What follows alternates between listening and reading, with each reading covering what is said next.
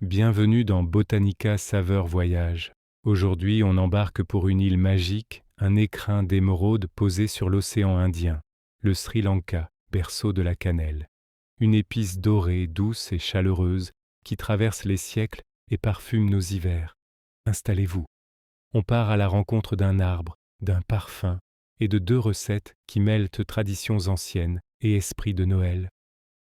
Pour comprendre la cannelle, il faut d'abord remonter le temps et surtout ouvrir grand les yeux.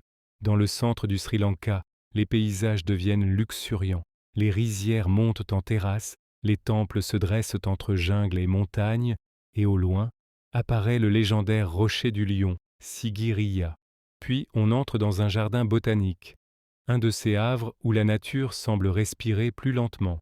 C'est ici que pousse le cannelier de Ceylan, un arbre discret, à l'écorce couleur ambre et au parfum incomparable. La méthode d'extraction, un geste patient, précis. On incise l'écorce, on soulève délicatement la couche intérieure, puis elle s'enroule d'elle-même en fines spirales. Ces petites plumes brunes que l'on connaît, les vrais bâtons de cannelle. Un travail d'orfèvre, un savoir-faire séculaire que l'on ne trouve nulle part ailleurs avec une telle finesse. La cannelle n'est pas qu'un parfum, et ses bienfaits sont multiples. C'est une pharmacie naturelle enroulée sur elle-même.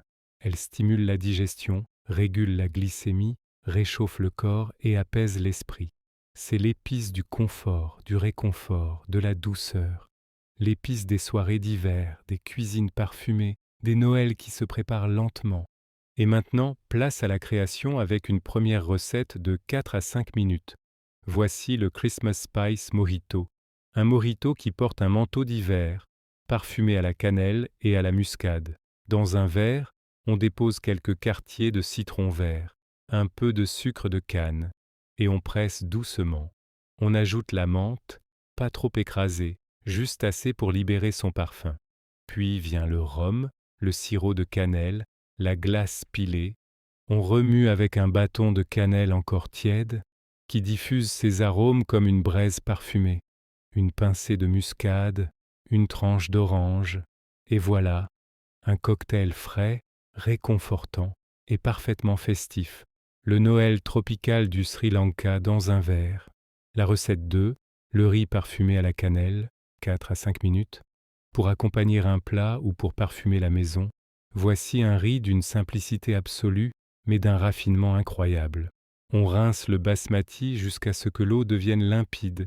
Dans une casserole chaude, une cuillère de ghee ou d'huile, puis viennent les étoiles du jour, cannelle, cardamome, feuilles de laurier. Elles crépitent doucement, libérant une fragrance qui transforme la cuisine en temple aromatique. On ajoute le riz, on le nacre, puis on verse l'eau, on couvre, et on laisse la magie opérer.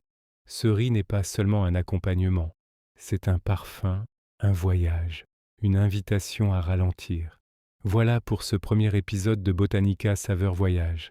La cannelle nous a montré d'où elle venait, ce qu'elle offre au corps et comment elle transforme nos recettes en petites célébrations.